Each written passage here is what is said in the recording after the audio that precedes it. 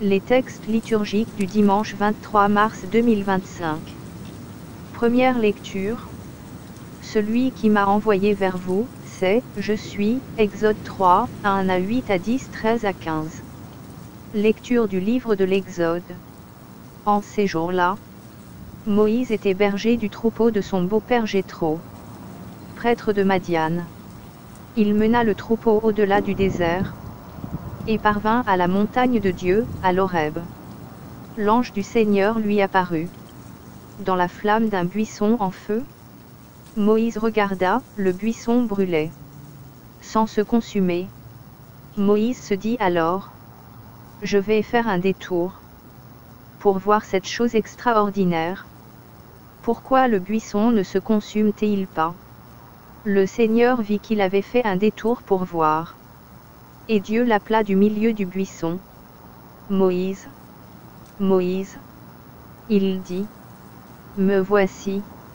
Dieu dit alors: n'approche pas d'ici.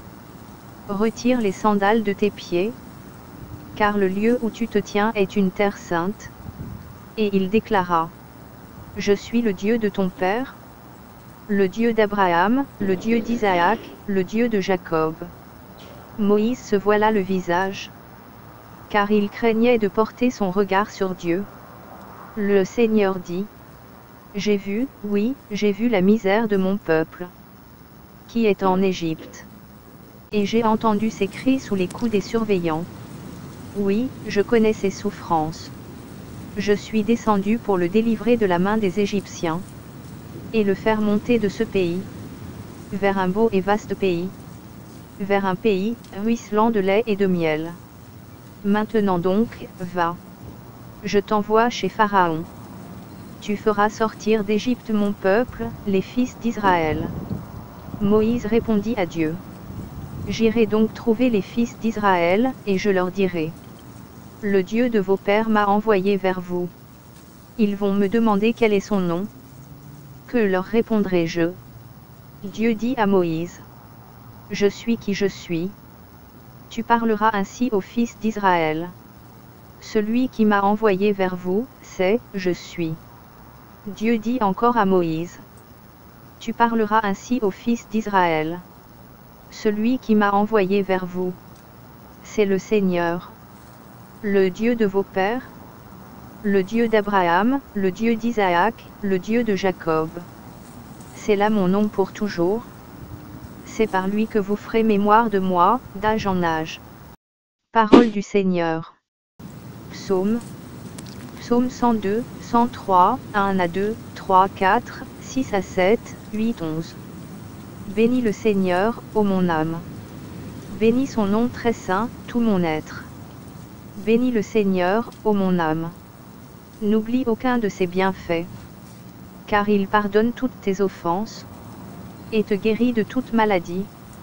Il réclame ta vie à la tombe, et te couronne d'amour et de tendresse. Le Seigneur fait œuvre de justice. Il défend le droit des opprimés. Il révèle ses desseins à Moïse. Aux enfants d'Israël ses hauts faits. Le Seigneur est tendresse et pitié, lent à la colère et plein d'amour. Comme le ciel domine la terre, fort est son amour pour qui le craint. Deuxième lecture. La vie de Moïse avec le peuple au désert, l'Écriture l'a racontée pour nous avertir, 1 Corinthiens 10, 1 à 6, 10 à 12. Lecture de la première lettre de Saint Paul apôtre aux Corinthiens.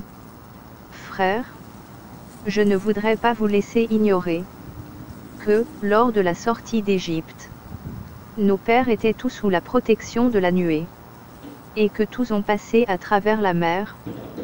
Tous, ils ont été unis à Moïse par un baptême, dans la nuée et dans la mer. Tous, ils ont mangé la même nourriture spirituelle. Tous, ils ont bu la même boisson spirituelle, car ils buvaient à un rocher spirituel qui les suivait. Et ce rocher, c'était le Christ. Cependant, la plupart n'ont pas su plaire à Dieu. Leurs ossements, en effet, jonchèrent le désert. Ces événements devaient nous servir d'exemple, pour nous empêcher de désirer ce qui est mal. Comme l'ont fait ces gens-là. Cessez de récriminer, comme l'ont fait certains d'entre eux. Ils ont été exterminés. Ce qui leur est arrivé devait servir d'exemple. Et l'Écriture l'a raconté pour nous avertir. Nous qui nous trouvons à la fin des temps. Ainsi donc, celui qui se croit solide, qu'il fasse attention à ne pas tomber. Parole du Seigneur. Évangile. Si vous ne vous convertissez pas, vous périrez tous de même. Luc 13, 1-9. Évangile de Jésus-Christ selon saint Luc. Un jour, des gens rapportèrent à Jésus l'affaire des Galiléens, que Pilate avait fait massacrer, mêlant leur sang à celui des sacrifices qu'il offrait. Jésus leur répondit: Pensez-vous que ces Galiléens étaient de plus grands pécheurs que tous les autres Galiléens, pour avoir subi un tel sort? Eh bien, je vous dis, pas du tout. Mais si vous ne vous convertissez pas, vous périrez tous de même.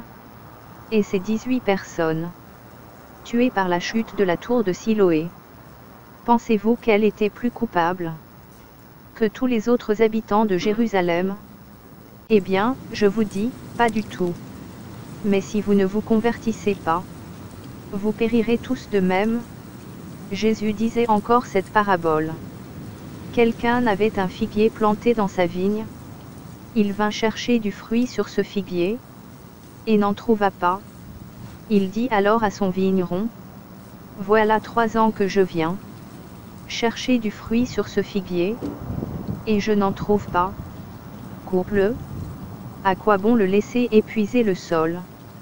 Mais le vigneron lui répondit: Maître, laisse-le encore cette année, le temps que je bêche autour, pour y mettre du fumier. Peut-être donnera-t-il du fruit à l'avenir. Sinon, tu le couperas. Acclamons la parole de Dieu.